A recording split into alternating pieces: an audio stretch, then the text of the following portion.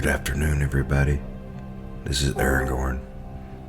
So, flick off the lights, sit down in your comfortable chair, and grab a glass of your favorite drink as we dive on into it. Point Pine's newest visitor came with a warning by Gabby Rivera. Mary Lou Birmingham took my sister Geneviève's tooth this morning. I saw her leaving the house when I got up to make breakfast. I only saw the back of her head as she walked out the front door, but I would recognize those bright red curls anywhere. This wasn't anything out of the ordinary, at least not here in Point Pine. That's just what the collectors do. They collect stuff.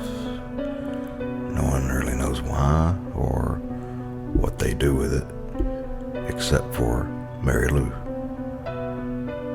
We've seen her wearing jewelry made from the teeth of people of Point Pine. She obviously doesn't wear all the teeth. That would be weird. And so I've always wondered what she did with the rest of them. Last year, when our hamster Pennies died, Curtis Maine came to take it from us. He collects dead animals. Those are the only two collectors that I'm familiar with.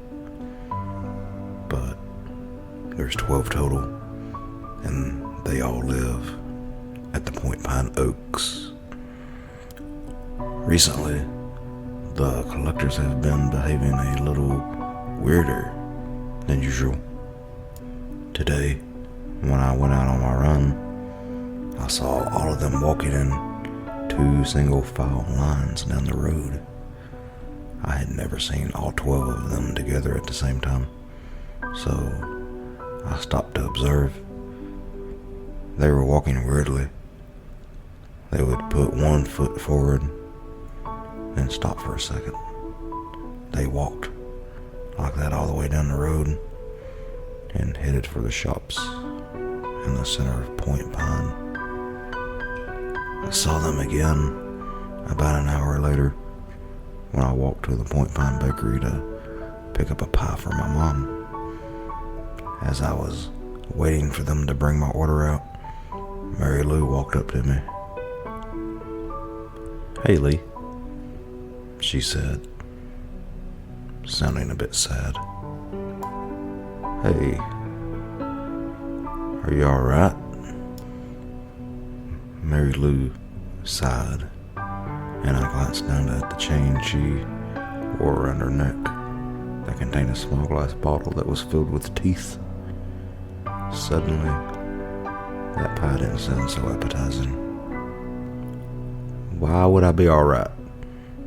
she asked. I stared at her, not really knowing how to answer. "Haven't you heard about the visitor?" I shook my head slowly and then glanced over to see if anyone was on their way with my pie yet. No offense to Mary Lou, but she had a tendency of making people feel uncomfortable.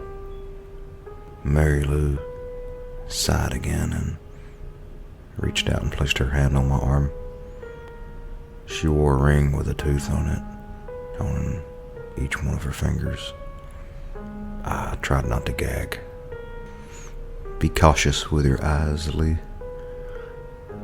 I would hate for you to lose them again," she said, staring at me intently with her huge green eyes. I watched as she walked away. The spot where her hand had rested on my arm felt noticeably colder than the rest of my body, and I rubbed my arm until the feeling went away. I finally got my pie and headed outside. I looked down the road and saw the collectors were back in their two lines, walking in that weird way that they had been earlier. I watched them for a few seconds. Mary Lou turned around and we locked eyes. She brought both of her hands up to her face and covered her eyes before turning back around and continuing her walk. I turned around and started walking back home, thinking about how Mary Lou was quite possibly the most unsettling 11-year-old that I had ever met. On the walk home, I overheard a few different conversations about the collectors. The people of Point Pine were starting to become irritated with them, convinced that they were playing some sort of prank with everyone. When I got home, my mom was talking about them too. Can you believe it? They told Sandra's kid that he needed to keep an eye on his arms because he might lose them. I mean, who says that to an 8-year-old? Mary Lou told me to be cautious with my eyes, I said as I stepped in and set the pie down on the kitchen table. What? My dad snapped. I'm sure it's fine. They're just weird, I replied. They told Cody that the parade was coming back to get him soon. My mom said Cody had come back to Point Pine a few months ago, and he had survived the Point Pine parade twice now.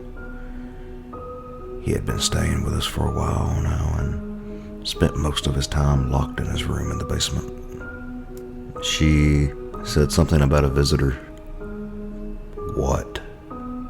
My dad asked. At the same time, my mom asked who. Mary Lou. She asked me if I had heard about the visitor. Well, what visitor? My mom asked. I don't know. She didn't give me a name.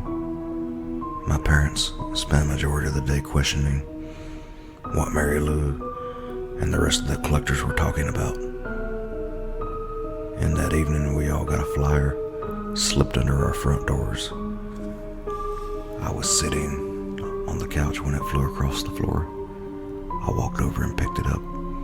It was a black piece of paper with the words, "Beware the visitor," scrawled crudely at the top in white crayon. Below that, in neat writing, also in white crayon, it read the following. Residents of Point Pine, tomorrow at 7 a.m. we will have a visitor. We advise you not to interact with him, which shouldn't be a problem since no one is allowed up until 8:13 a.m. He will use his time to wander around the town and even your homes. If you hear him, simply pretend to be asleep. He is here to take from you, but as long as you don't interact, you will be fine. Be careful. The collectors. It didn't take long for the people to freak out. Sure, we were all used to weird things happening in Point Pine, but how did the collectors know so much about this? Some people walked over to the Oaks to try to speak to the collectors, but apparently Eric wasn't letting anyone in. Not that I blamed him. After being stuck in that weird time loop with him, I understand his caution when it came to the people that he allowed inside the building. Eventually, people returned to their homes and went to bed. There was an odd feeling like something really bad was going to happen. I tried my best to ignore it and went to bed at my usual time, tossing and turning for a few minutes before finally falling asleep. When I awoke, I heard the front door creak open. I turned over in bed and looked at the clock. 7:55 a.m. My heart sped up in my chest as I realized the visitor was here. I could hear the footsteps coming up the stairs, and I turned so my back was facing the bedroom door. and shut my eyes, trying to even my breathing. As the visitor got closer, I noticed that he was humming a very familiar tune. It took a few minutes before I realized that it was the same music that played whenever the Point Pine Parade started. The visitor never stepped into my bedroom, but I heard him wandering around the rest of the house for what felt like hours. Finally, I heard him walk back out the door. I breathed a sigh of relief as I slowly turned back around to look at the clock. 8:08 a.m. 5 minutes until we could be up. I laid there, staring at the ceiling, waiting for the town alarm to ring. Before it did, however, I heard a scream pierce through the morning silence. It sounded like it was coming from the house next door. I froze in bed, not wanting to take a look and risk seeing something that I shouldn't. Be cautious with your eyes, Lee. I would hate for you to lose them again. Finally, the town alarms went off, and I climbed out of bed and made my way downstairs to the rest of my family, and Cody following me. I walked over to the living room window and pulled the curtains open a few inches to look outside. Most of the neighbors were out there, crowding on the Humphreys lawn. My dad opened the front door and Cody and I followed after him, making our way through the crowd of people to try to see what was going on. On the front lawn was the entire Humphreys family, all four of them, laying on their backs facing up towards the sky, their eyes darting around the crowd of people above them. Their noses and mouths were completely gone. Everything below their eyes had vanished and was simply replaced with smooth skin. No nose, no nostrils, no lips, just eyes and smooth skin all the way down their faces. Above their heads was a copy of the flyer that I had gotten last night, stuck in the grass by a rusty butcher knife.